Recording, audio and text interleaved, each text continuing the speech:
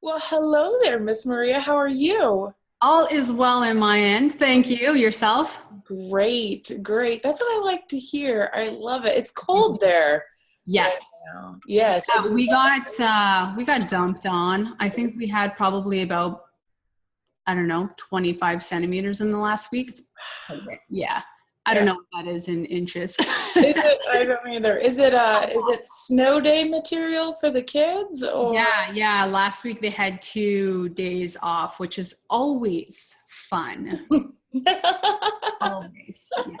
So, it's part of the reason why I'm happy that I work from home. So I'm not like doing the panic dance anymore. Oh, that's totally awesome. I love it. So, we're just gonna dig in. What Perfect. I want to know is whenever I ask you this question, what do you think of? And that is, who are you, Maria Who Hinton? am I? Very complicated woman. However, I think we all are. Well, okay. So to explain it in professional terms, I am a prosperity coach and a possibilitarian. So a lot of people always ask me, well, what the hell does that actually mean? And it simply means that I believe everything is possible. That's where the possibilitarian kind of tag came out in my name. I was thinking about a lot of the core things that I believe, and I feel that has really shaped my life in a very nice way. And it was because I've always believed that everything is possible. Prosperity coach. Interesting. A lot of people will hear prosperity coach and they automatically think wealth, financial wealth, money. And I kind of trick them because that's not what it is. I kind of trick them. I'm really just so focused on really trying to change people's perception about what prosperity means, what wealth means, because I think it's a whole bunch of things. I don't think that it necessarily pertains to just money. And when I'm working with clients, my biggest focus is really creating inner prosperity first, walking around and just loving life, loving what they do, they're happy, because ultimately that is what is going to shape the external world, which is what people are usually looking to change, right? They're usually looking to accumulate more money. Material things is just kind of the world that we live in, and they don't realize that that actually starts from inside out. Yeah. There's no amount of money out there or amount of material that is going to make you feel complete and whole. That is something that you have to do on your own. It's a lot of work and it's an everyday thing. It's not just a one-time thing. And when you start digging into that, you realize very quickly that you can really have whatever it is that you want, but it has to come from the inside out first. Mm-hmm. And you have to realize it's a journey. Like you said, it's not a one-time thing, but it's also not a struggle. No. I used to look at stuff like that as a struggle, and it's like, it's not. Yeah, it doesn't have to be. It really doesn't have to be. I don't know. I just feel like we make humans in general are fairly complex, and we make everything complicated, and it doesn't. For whatever reason, and I used to be this way, and I noticed that a lot of my friends and my peers and even my clients are this way. They think that in order to have any kind of great growth or movement in their life, that it needs to be difficult and hard. Like they need to go through these like severe growing pains that actually leave them with like stretch marks. And I'm like, it doesn't actually have to be that way, and that tends to be our default. Yeah. So it's rewiring, the belief system that we have, because it doesn't have to be that way. Right. Now you haven't always been doing this though. No. You've done a few things. Yeah. And I'm just curious, like, if you want to share any of that with everyone, because I've heard some of your stories. And I'm just like, oh my gosh, this girl's done everything. I know. And a lot of people get confused because then they see me and they're like, how old are you? You look like you're 12. And I'm not 12. I would say 12. They're like, oh, you look like you're 20, 22, 23. I'm like, no. So for a lot of people that don't know me, part of my story is that I basically started my life on my own at a very young age. I moved out fairly young. It was actually just after my 14th birthday. And so I consider myself to have like just a PhD in life experience because I've done it all. I've seen it all. I feel like I felt it all. Mm-hmm. And that's led me to, you know, I would say a variety of career choices. So when I went to school, I first started off with social work program, and I did my bachelor's in social work, and I love that. I love that is my soul work. I truly believe that I'm put on this earth to help people to improve quality of life of those that are less fortunate. And I realized very quickly that working in that career, actually, it was a belief that I had at the time, which I don't believe now. Mm-hmm. I had the belief that if I actually wanted to succeed financially, that I would have to choose a different, career, because social work is just one of those jobs that are pure heart, and they definitely are underpaid. It's kind of like how I feel about teachers. They're definitely underpaid for the type of work that they do. And I was a single mom. I had my first son at 22, and I was like, I am not going to be able to do this, forever. And so I decided that I was going to go to business school. But in the meantime, what I had done was I applied as a police officer, because that was kind of like always my lifelong goal, was to become a police officer. And I really believe that it had a lot to do with my childhood. Mm-hmm. Law enforcement meant safety and security to me more than anything. I was, raised in a very toxic environment, and I was around, unfortunately, police officers and social workers quite a bit when I was younger, and they just represented safety to me, stability, and I wanted to be, because they were that for me as a child, I wanted to be that for someone else, hence why I went into social work originally, and then ultimately became a police officer. And so I was a police officer for 2 years, and then I got pregnant with my son, and I became a single mother, and I knew right there, I was like, this is definitely not going to work. Every 5 weeks, my shifts were rotating. It was just not fun. And so I decided to go back to school for business, and I specialized in accounting. And I then spent the next 7 years as a financial advisor. Well, but does a lot of that, when you were a financial advisor, was it a lot of unpacking these kinds of stories for people, or was it like in your head you were totally doing it, but that just obviously wasn't part of your job, so you didn't practice any of that? Unpacking all the yucky stuff for people. Well, yeah, it's interesting because in the financial world, in the corporate world, especially when you're licensed as a financial advisor, you're really bound. There's some really heavy regulation that you have to follow. Mm-hmm. And so it's not so much about, how do you feel about your investments, and how do you feel, living paycheck to paycheck. It was never, that's never, ever the focus of a conversation. In fact, we are trained basically to be salespeople, to sell people on an idea.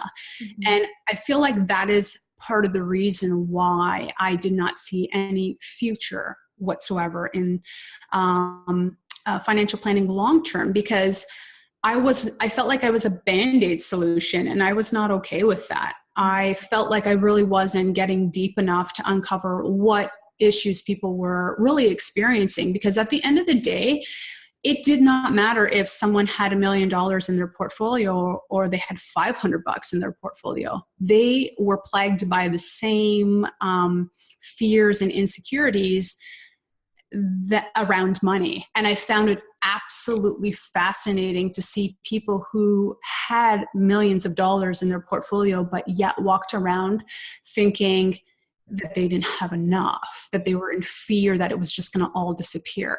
And that is when I decided, okay, I need to step out of the corporate setting and I need to start my own business. I need to help these people uncover what the real issue is. And that's how it all began 3 years ago. Actually, last month was 3 years. Hey, congratulations. That's awesome. Thank you. I think it's really important here that you've taken everything that you've gone through and put not just a positive spin on it, but like grown and created yourself out of it. Mm-hmm. And I'm curious as to whether when you were younger or each time that you go through an evolution like this, even from corporate into what you're doing now, if you thought, so many odds are against me, if you've ever at once felt like, oh, this is too much or anything like that. Because like I said, you took, your toxic past and you turned it into, well, these are the people that I felt safe around, mm-hmm. and you wanted to be that person for someone else. But did you go through any doubts before or any, everything is stacked against me, I don't know if I can do it kind of thing? Yeah, absolutely. Absolutely. And I feel like it sometimes still impacts me now, even in this day and age. And that's something I definitely want to address and talk about because it's a very real thing.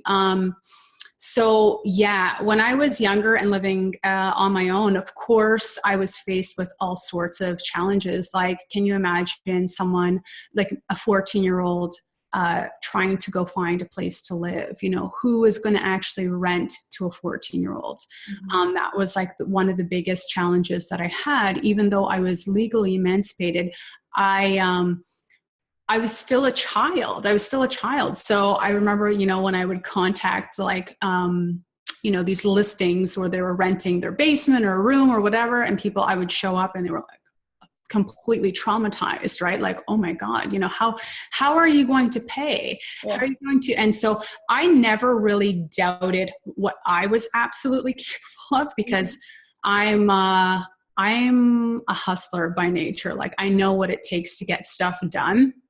But it was, coming up to those consistent objections because of the fact that I was young, right? So that was something that was always a big challenge. And yeah, of course, I mean, I wanted to quit university enough times. I probably in my mind quit like over 1,000 times. I won't even lie about it because I had to work full time and go to school full time. It wasn't an option.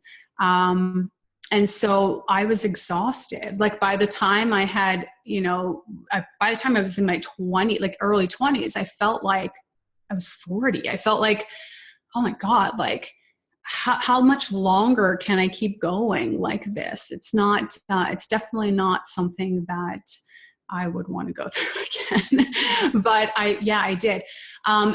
But aside from those obvious objections, then there was like this deep-seated struggle that I consistently had, which was self-confidence and worthiness. Because when you come from an environment when all you know is lack, all you know is government assistance, all you know is getting by or not having enough, it's really difficult to envision having anything different. And if you do have a taste of that, well, why you? And that was kind of the issues that I was having, where I was having all this great success. I never, fortunately, thank God, when I was younger, never struggled with money at all. I always made really good money. Especially when I was old enough to bartend. Like for me, money was never an issue at all. It was more of this worthiness that I really struggled with. Well, why me? Why am I fortunate? Why not my sister? Why not my brother? Why not my mother? Why not majority of my family back home? And so that was very hard to get over. And that plagued me for a very long time, like a very long time. Right. It still does sometimes today. Oh, I'm sure. Yeah. Well, and are you still in touch with your family, and do they know what you do now? Yeah. So, I've recently reconnected with my mom. So I didn't have, the last time that I've seen her well, the last time that I saw her was probably 5 years ago. And then before that was 16 years. I had no contact with her. So pretty much a good portion of my life. Right. And I don't regret that at all. It was absolutely what had to happen in order for me to have a chance at all. And this is why I'm really big on reminding people to be really mindful of who they allow in their life, because they have a tremendous amount of impact on them, whether they realize it or not. And you have to decide how, like, what you're going to let in and what you're not going to let in. And at that time, I just couldn't. So, fast forward to today, it's different. I've healed so much over the last 2 years. I really, really focused a lot of my time and my energy and my resources on understanding, a lot of these beliefs that I carry with me, a lot of these insecurities that I carry with me around general. It's not about business ever. It's always about my deservingness and worthiness of actually having it and not feeling guilty for what I have. And I think because of that, I've been able to allow my mom in, which is, really recent. I would say probably no more than about a month or so. Wow. So, we're working on that, and who knows, where it will go. But I know that I had to step away from that to get me to a spot where I was okay. And so I'm okay. Yes. Good. Yeah. I love it. Well, and that's huge, because when you're like, I'm awful at setting boundaries now. Mm-hmm. And so when you're 14 and needing to set boundaries like that, and then continuing to set those boundaries, that's huge. Are you big into setting boundaries, or is it even a boundary thing for you? Is it just like, now does it come naturally for you? Yeah, no, it was hard for me. I think that, my experience with my mom prepped me for running my own business, and also for what is acceptable to be in my life and what is not, really. And I always say to people who know me very well, I'm like, listen, if I can cut contact off with my mother, I can do it to anyone. Like, it's not even a second thought for me. Yeah. Whereas with my mom, naturally, that was hard, because she is, regardless of how our relationship was, how she treated me, she was still my mother, and I had a tremendous amount of respect for her. But I also respected myself more, to know that there's some things that you just you can't control how people are going to show up in your life, but you definitely can control what you allow into your life and what you don't. And so, yeah. So now when it comes to my business, I have a lot of boundaries, but more so, it's not because of other people. It's for myself. I feel like I want to help everyone. I want everyone to experience what I have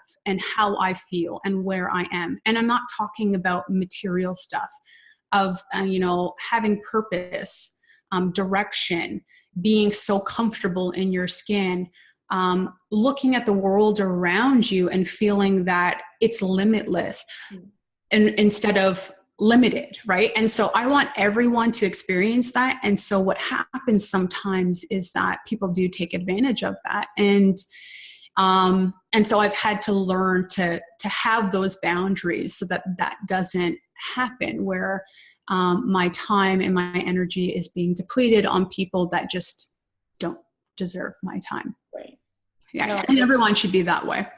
It's very true. And I feel like, and I will say that I struggle with boundaries. It's not a journey for me. It's definitely a struggle, because every time I think of them, I think, and I try not to actively, but I think it's saying no to people, and it's not letting people in. And I, like you, want to help as many people as well. Even though in my personal life, I'm like, I need to set some boundaries so that I can get things done in business, and then vice versa. But I don't know. Yeah, it's hard. It's a hard thing. I find with most of my clients, they struggled with this as well.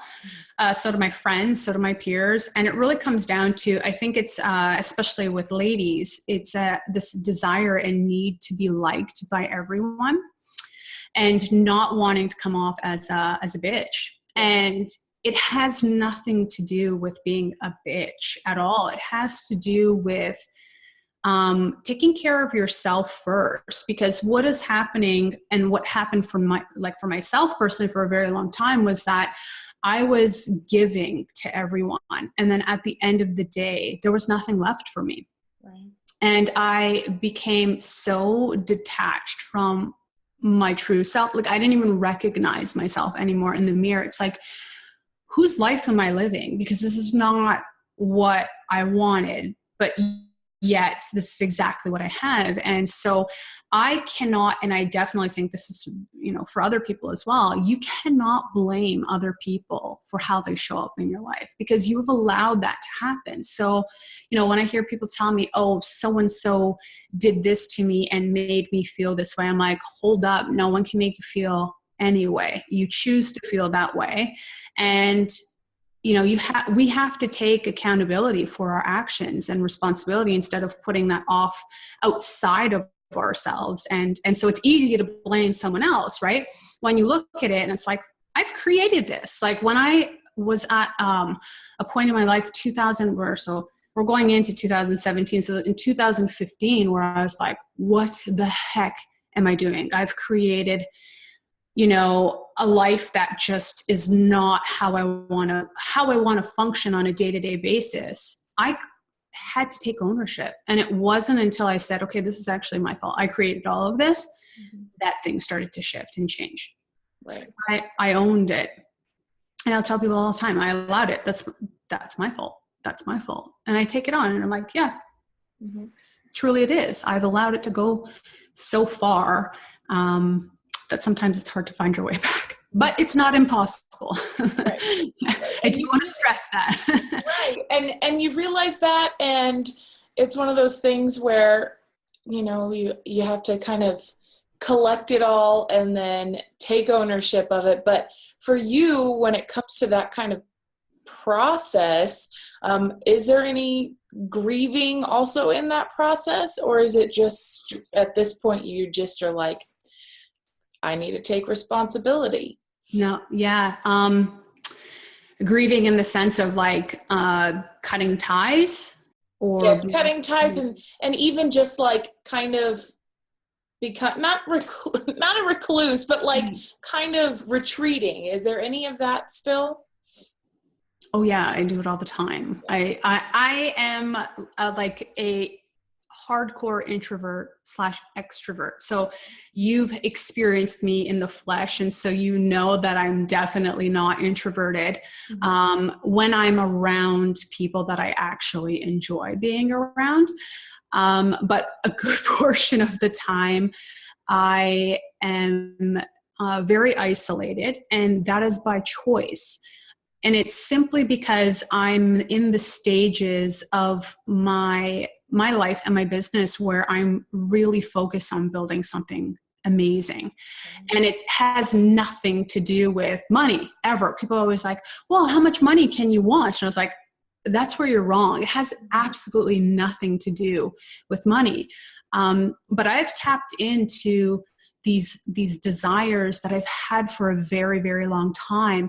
And instead of, them sitting on the shelf behind me and parking them and, living and showing up the other way, the way other people expect me to, I've now said, well, no, I'm going to take those things off the shelf. They are a number one priority to me.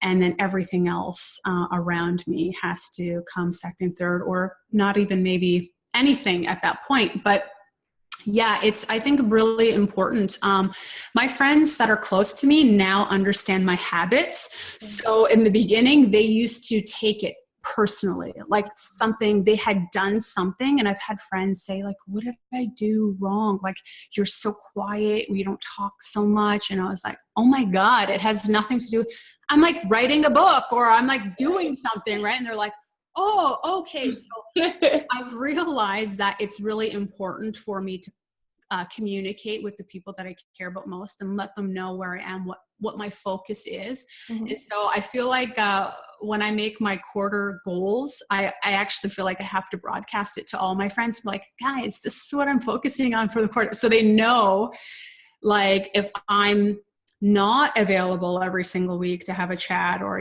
go out all the time, why? And it's not something, and if they choose to take it personal after, I've expressed that it's not, then that's okay. That's their choice. I've gotten over it. I don't take it personally. Well, and do you broadcast everything to your family as well? Yeah, not, I would say, to my husband, I do tell him, and my older son, because he's very like he's 12. So he gets what's going on in my world. He knows what's important to me. And it's also important to him, oddly enough, which is like a big part of my life is philanthropy. And I feel, as many people as I can bring along on that journey and that ride, and to help them understand why I do what I do, I feel the better. I feel the better. So I do share it with, my husband, my son now, because he is older and, very few friends. I don't share. I'm not I'm not an oversharer, but I'm trying to open myself up to be more open to having those kind of conversations, because I usually do things in like silence. Mm-hmm. And then all of a sudden, like, people are like, when did that happen? Like, then when it rolls out and happens, like, where was I? I'm like, right. Just, that's how I am. That's just how I've always been. So I love that. And you said that you share philanthropy with everyone. And is that something besides philanthropy, but in addition to it, I guess, more so than besides, are you talking to your boys about the different things that you do and like kind of trying to put little lessons in there at all? Or is it just, Oh, I love that. Yeah, all the time.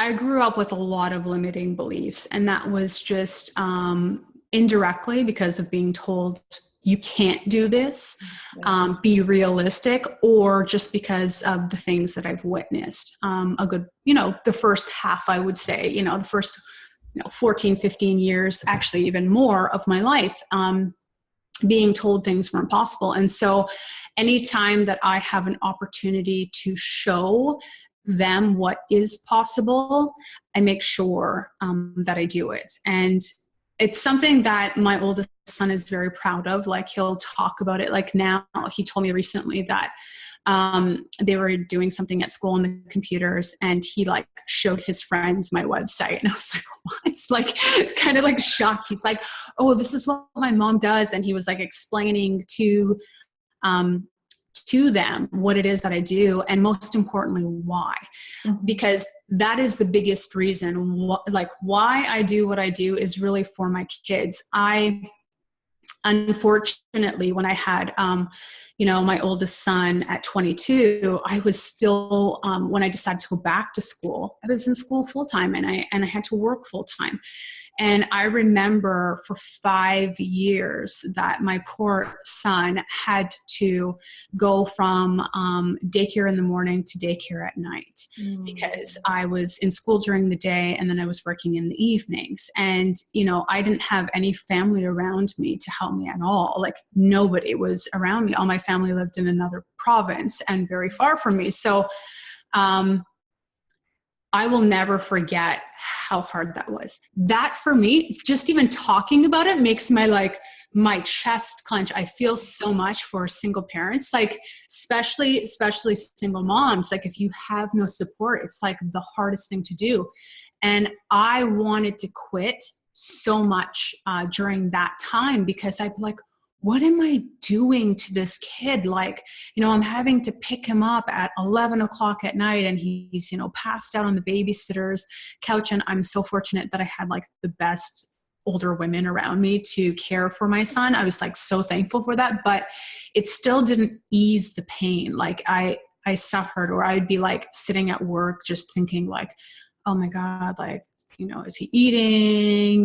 Does he feel lonely at night? So I had promised myself that when I got out of school that I would never allow that to happen again.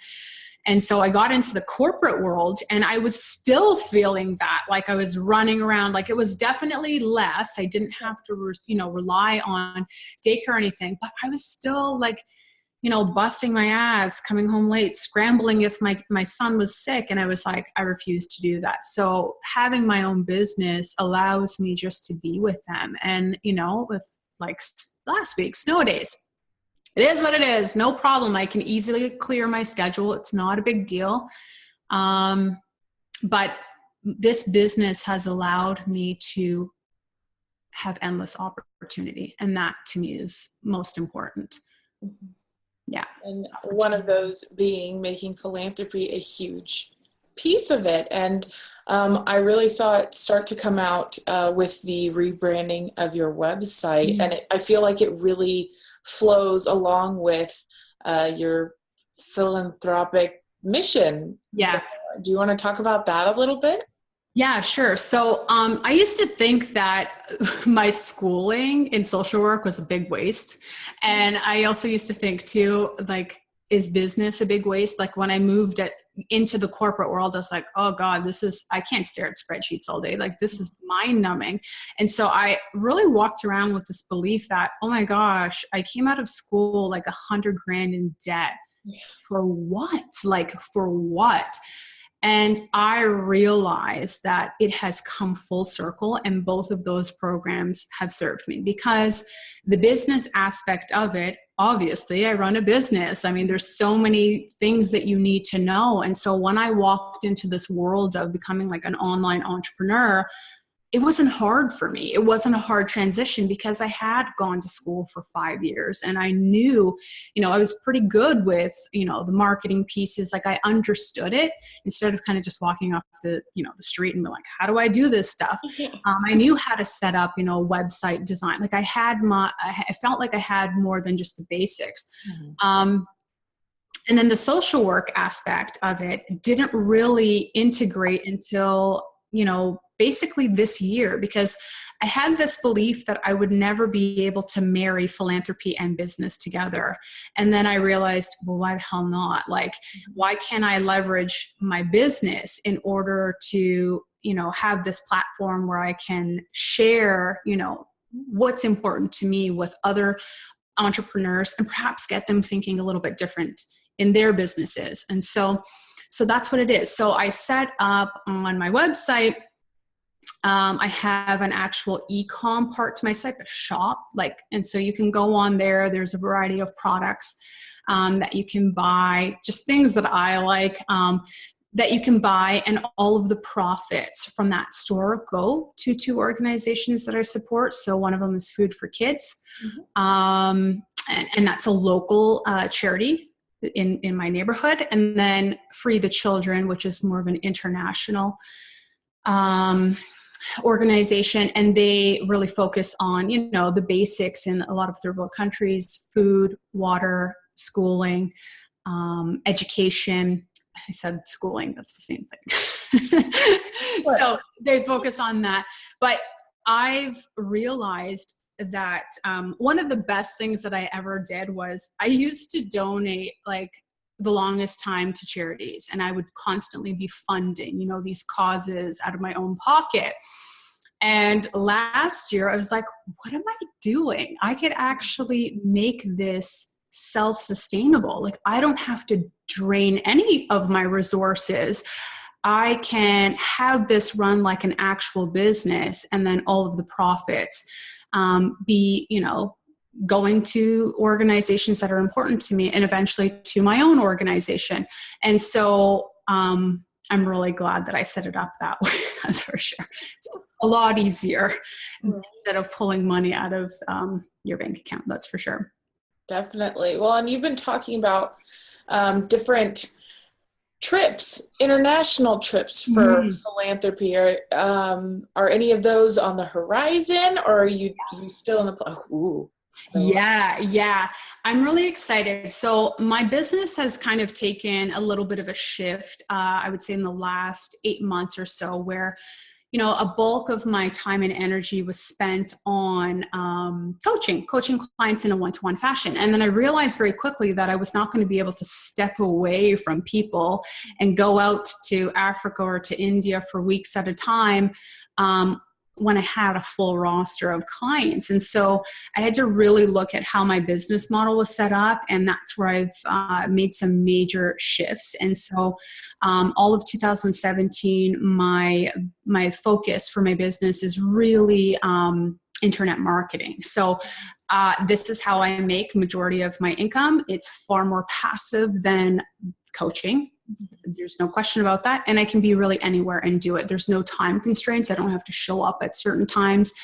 But part of that is that it allows me to travel, which is like the really, it's like the biggest thing. So I'll be, traveling quite a bit this year in regards to work. But within the next month, I'm actually going to be setting up a crowdfunder for a trip to Africa. And the reason being is I want to take, the resources that I've been able to pull from my business and put it into this trip for building a wealth for a community. Mm-hmm. And I wanted people in my immediate space and online space to be able to contribute to that as well, because I think there's a lot of people out there that really do care. They do want to make the world a better place, but either they don't know where to start or they don't have the time. They're not able to just pick up and leave and then go, to Africa and dig wells, whereas I can do that. And so I thought, how neat would it be to have everyone involved and be able to show them what we have done together as a community, and change the conversations that I see online, especially around profit. Too often I'm saying, oh, I make this much money. I make this much. It's all about how much you make, and people validate or tie their self-worth to a dollar amount. And that's really, really unfortunate. And so my focus this year is to really change the conversation and to get entrepreneurs to start thinking differently about how they view money. Mm-hmm. And most importantly, how they spend their money and what kind of impact is it actually really making. And so I'm really excited. I'll roll out a campaign for it. And then my goal will be to head over to Africa. We'll see how it goes, but I just, I want to get people involved. And I think that was the number one thing that I didn't do in 2016. I basically did this like as a lone ranger on my own. And I'm like, why? And even my friends say, why? Like, why are you doing it in secret? This is stuff that people need to hear. This is stuff people need to see. And then I realized people had an actual genuine interest in it. And I was like, all right, so this year I'm going to be talking quite a bit about it, and definitely not backing down, not hiding, right? So I've seen, a couple of your posts about hiding, and not showing up. I mean, I'm guilty of it too. Mm-hmm. I think we sometimes all can hide once in a while. But one of the things that I have learned is that fear is an indication that you're on the right track. And so anytime I feel really scared about doing something, I'm like, damn it, now I got to go and do that because I know that's what I'm supposed to be doing, right? I know. So like, I'm really uncomfortable. I won't even lie. Like, I feel excited, but also extremely uncomfortable. And, it's just validation that I need to keep on moving forward with it. Yeah, that is huge. Yeah, it'll be fun. Now, how did you pick your philanthropic missions? So the organizations that I donate to. Okay. So the first one, which is Free the Children, that has always been very close to my heart.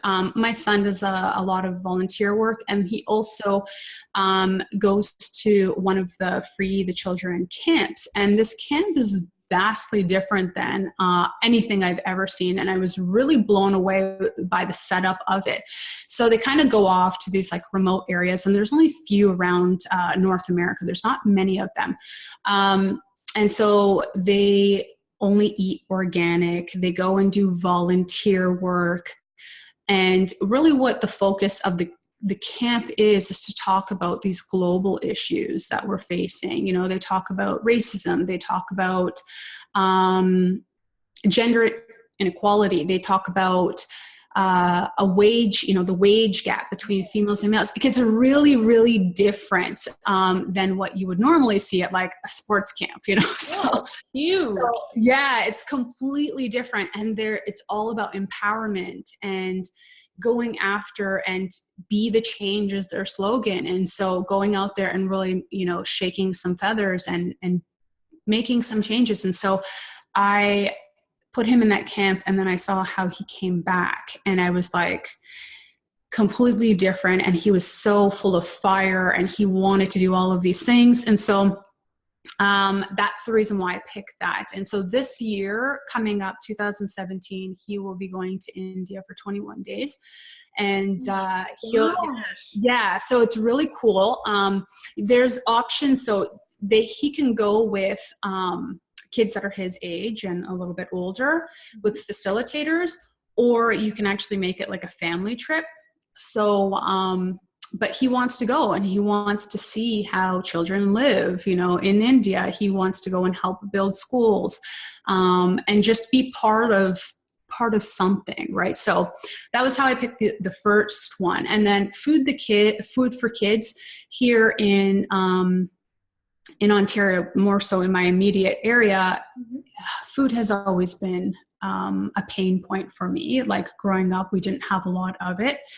And I remember being hungry a good portion of, you know, my childhood, and actually, you know, stealing food. Like as a young person, that's a horrible thing. And so there are people in my immediate community, there's people in your immediate community that are starving, that they have no food. Their kids have no food. They go to school with no lunches. And just the idea of that, the thought of that, I couldn't sit back and watch. And so it was really because of my own personal experience, that I chose that organization. Mm-hmm. It's a great organization.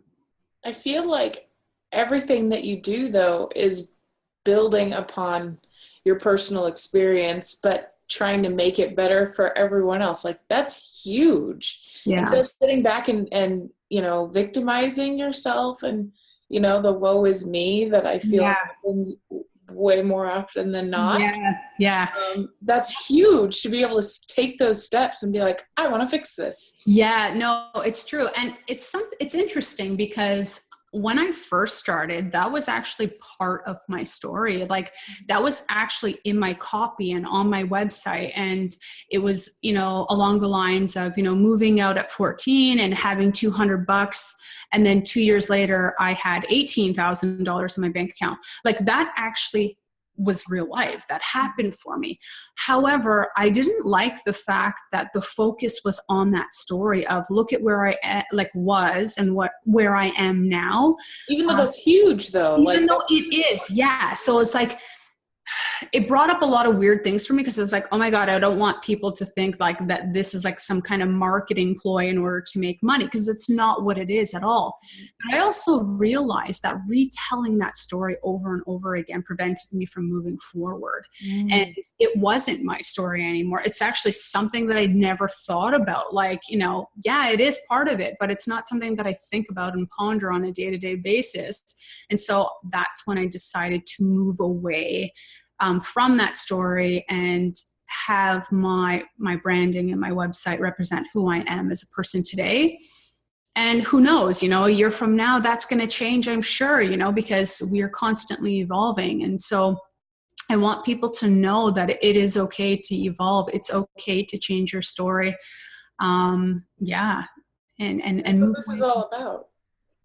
Yeah, exactly. Exactly. So if you're not changing, not that I want to be like, oh, everyone needs to change their copy every 6 months, you know, Mm-hmm. but if you don't feel like you're going and changing and wanting to, sometimes for me, it comes up as I need to fix this about my business, but it's not fixing. It's like, oh, you're changing again. You're changing what you want. Yeah. And that's okay. Yeah, absolutely. Especially if something's not working for you. And I think that takes a lot of guts to do because it's scary. And especially if you don't know what the results are going to be, right? You know, so often I see people not moving because they're like, how is this going to happen?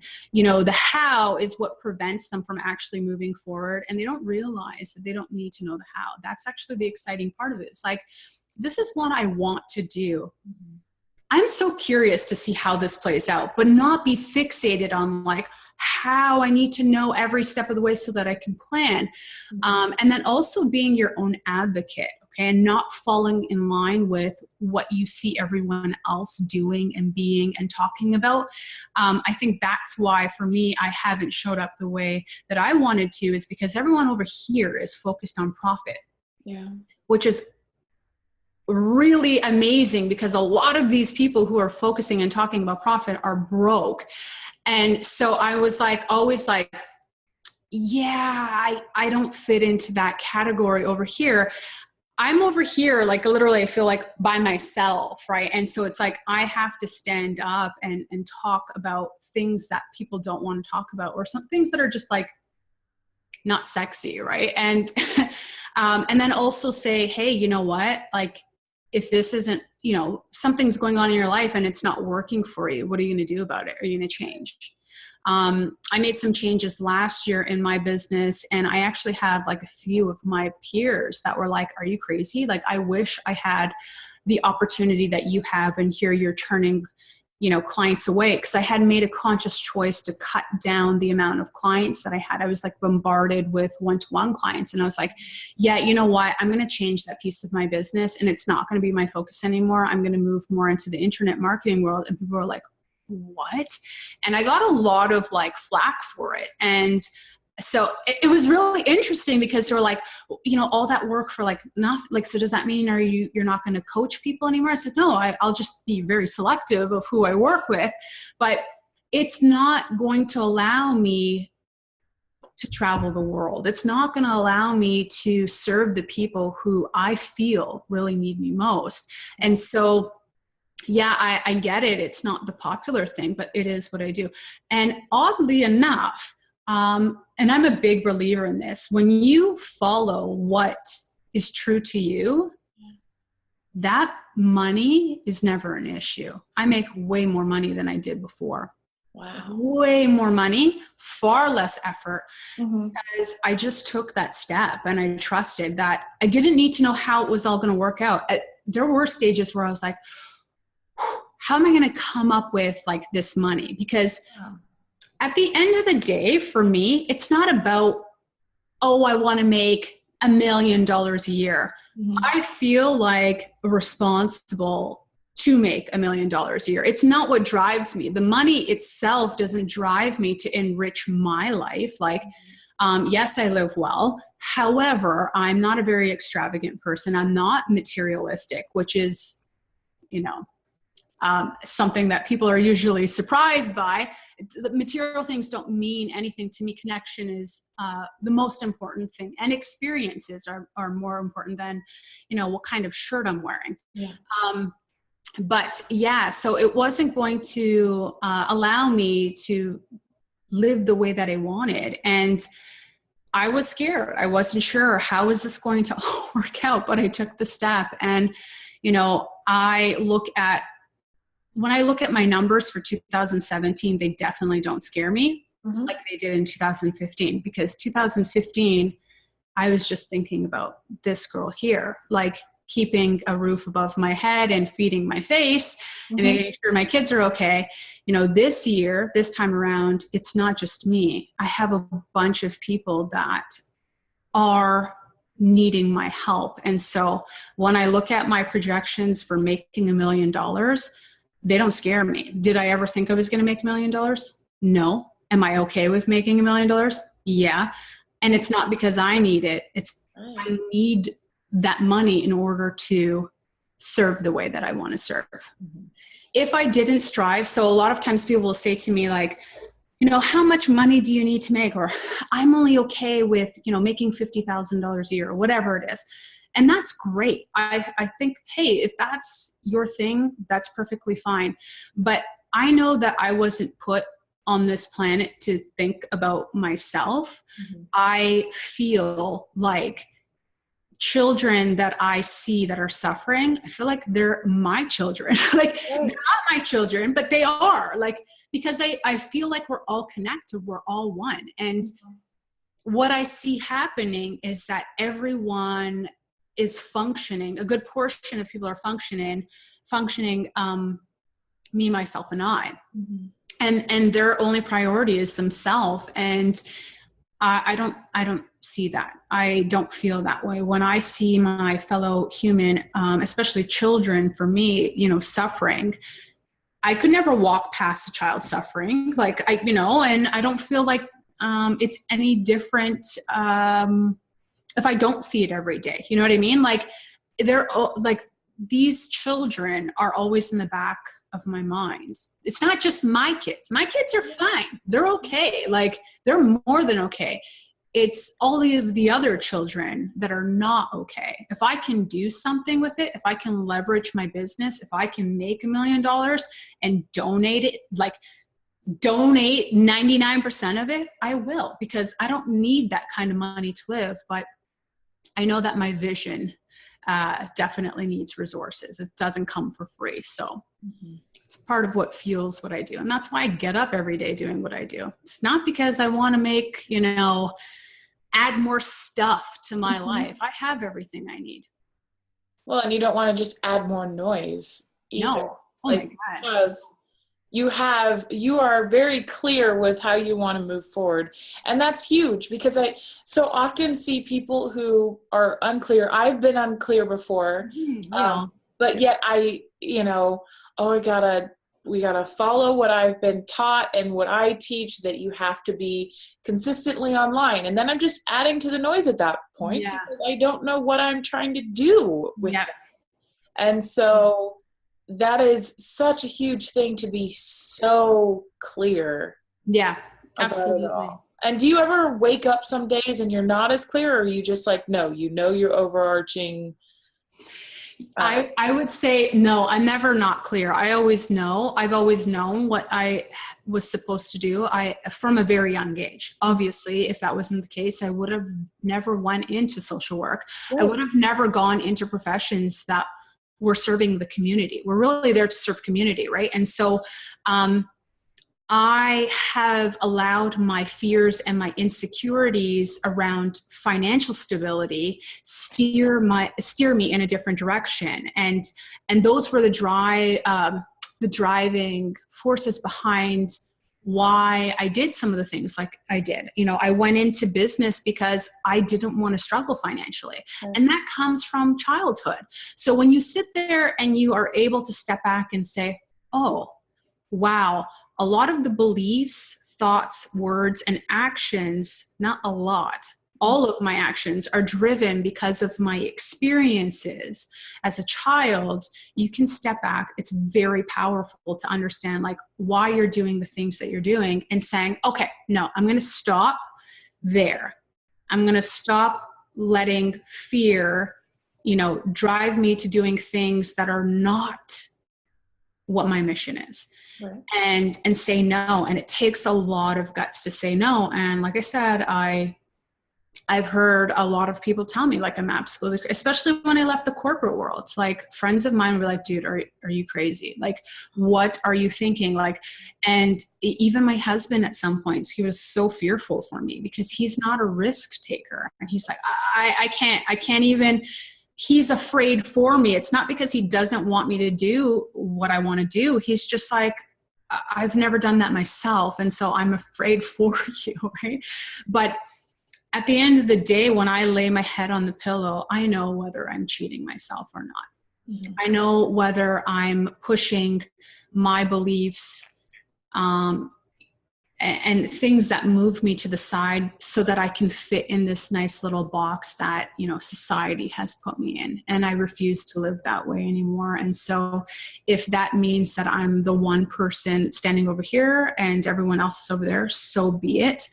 I've always stuck out like a sore thumb my whole life. So it's not like I've always done everything backwards, everything in my life. And so it won't be anything different, but I do definitely think that, my job is to shake a lot of feathers along the way and get people to wake the fuck up and, you know, really look at themselves and ask, you know, are you living the way that you want to? Most of the time the answer is no. Right. Yeah, most of the time. That's huge. And you don't have to. Right. You don't have to be, right? So I'm doing all of this to show people what is possible, because I already know what's possible. I've already been through the ringer like enough times and come out perfectly fine on the other end. And was it scary? Was there work? Blah, blah, blah. Yeah, of course. But I need to show people from start to finish that you can create something great, and all your needs be met as well. Like you're not gonna die. You're not gonna lose your house because of it. I mean, of course you got to be smart about it, but will you be satisfied more than anything that you've probably ever done in your life? Absolutely. Absolutely. And that's why I choose to record. This year, I'll be using a lot of video to record the whole process, because I think it's one thing to talk about it, and then it's another thing to absolutely see it. And so one of the things that I've started to do was actually a video diary of my journey so far. And it's it's hard for me because, as I said before, I'm like a clam, a closed clam. I don't really open up a whole lot when it comes to a lot of the fears and insecurities that I have. But I felt that it was necessary for people to see that I bleed the same color as you. I feel the same way as you. I don't have, you know, magic fairy dust that I sprinkle on myself every day to, you know, just make stuff happen. There's a lot of struggle. I feel like it's 80% self-management and 20% doing, especially in my case. And so, you know, recording these journal entries of me making decisions, me getting frustrated, me getting scared, me getting, you know, crying, me laughing, me talking about opportunities that just open up out of nowhere. I want people to see that this is what happens when you move towards your soul's purpose. Things align magically. They really do. I love it. I love it. Well, and with that was like the perfect end chapter. I would love to go into the rapid fire questions. Sure. So and you can be as rapid fire as you want. If you want to go into an explanation, great. If you don't, we'll just keep going. Okay, cool. I have 10 questions that I got from inside the Actors Studio, but they were originally derived from the Pivot questionnaire. It's French. Okay, cool. So, that's what I got. I always do that little intro just in case, because I'm like, I don't want, you know, the legal team of Inside the Actors Studio to come and get me. Yes, so. Good call. Good call. All right, so we'll just get started. You ready? Oh, yeah, I am. Okay. What is your favorite word? Ooh, favorite illumination. What is your least favorite word? Can't. What turns you on creatively, spiritually, or emotionally?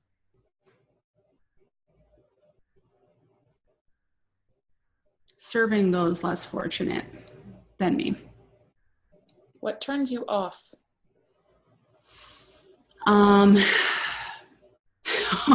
So many.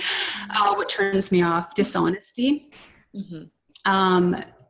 People not valuing the relationships that they have in their life, taking people for granted. Selfishness. What is your favorite curse word? Fuck. Oh my God, I should have worn my fuck shirt. It says fuck all over it. I love it. Oh my God, that's too funny. What sound or noise do you love?